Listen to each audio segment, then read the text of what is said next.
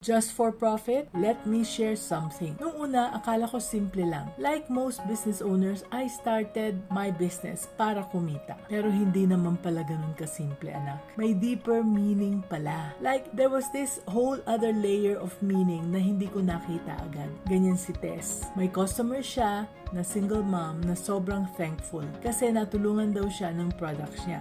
Ang sabi niya, alam mo bang because of your 99 pesos na shampoo and soap sets, nakakasave ako ng 500 pesos monthly? At doon na-realize ni Tess na her small business was not just about profit. It was about creating real value for others, making their lives better in small but significant ways. Kaya ikaw anak, ano ba talaga ang purpose mo? Hindi yung obvious reasons lang ha. Dig deeper. Is it to create jobs in your community?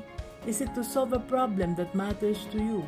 Is it to build something that your children can continue? Remember this lesson. Your business purpose is your compass. Let it guide you, inspire you, at bigyan ka ng lakas when times get tough. You see, business is not easy. But when your purpose is clear, makakaya mo ang lahat ng challenges na dala nito. Kaya be purpose-driven and a business-minded Pinoy.